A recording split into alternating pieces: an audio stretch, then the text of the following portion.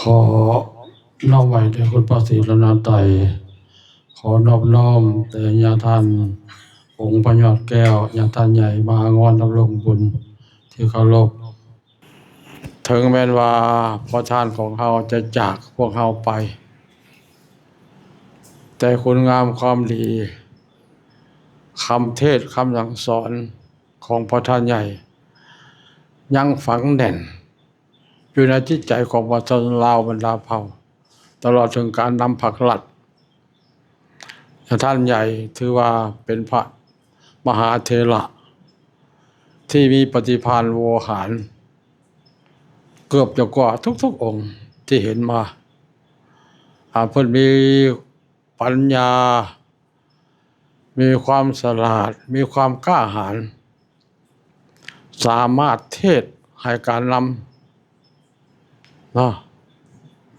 ทั้งถากทั้งขูดถือว่าเป็นคำสอนที่เลิศซึ้งการนำผักหลานยอมรับคำเทศของพระท่านใหญ่เป็นอย่างจังว่าอังสันอาตมาได้มาเป็นประธานประมุขสงฆ์องค์ที่7การนำฝากความว่าหายาทานมีความกล้าในเด้อมีความกล้าคือญาท่านใหญ่งอนในเด้ออาตมายอมรับตัวนี้บ่มีความกล้าคือพระท่านใหญ่เขาพระท่านใหญ่ของเรานี่นะการนำคันใดก็ตามเพิ่นสามารถเทศสามารถสั่งสอนปฏิทานของพระท่านใหญ่ดังที่เฮาฮู้กันแล้วถือว่าบ่เก่าบ่ล้าหลังทันสมัยใหม่เสมอ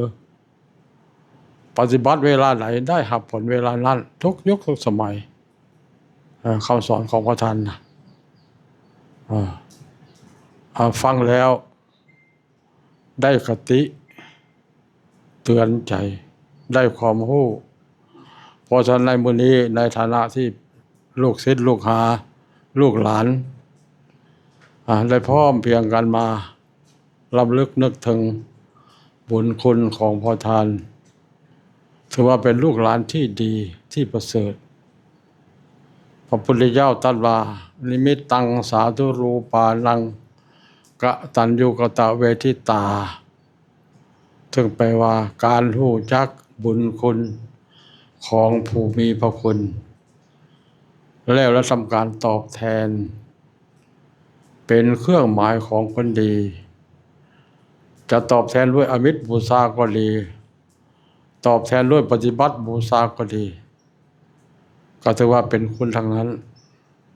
เพราะฉะนั้นในวันนี้อาตมาขอแสดงความชื่นชมดีนำดร.ดำรงถือว่าเป็นลูกศิษย์เอกของญาท่านใหญ่เพิ่นมีปฏิภาณโวหารความจดจำแม่นยำมาอยู่ที่นี่ก็เหมาะสมหน้าที่ของเพิ่นกับหัวหน้ากรรมการต่างประเทศนะเพื่อเฮ็ดให้พระสงฆ์เฮามีคุณภาพฝึกฝนหล่อหลอมแล้วก็ไปเผยแผ่ทั่วโลกอันนี้สำคัญของโมทนานำดร.เนาะด้วยบุญกุศลที่ลูกหลานได้เห็นในวันนี้ก็ขอไปบูชาพระคุณดวงวิญญาณของพระท่านจงไปสู่ภพภูมิที่สูงสุดพร้อมเดียวกันนั้นก็ขอบุญกุศลคุณงามความดีพระท่านจงได้มาเหลื่อมมางำลูกหลานทุกคนให้อยู่เย็นเป็นสุขทุกคนทุกท่านด้วยเถิด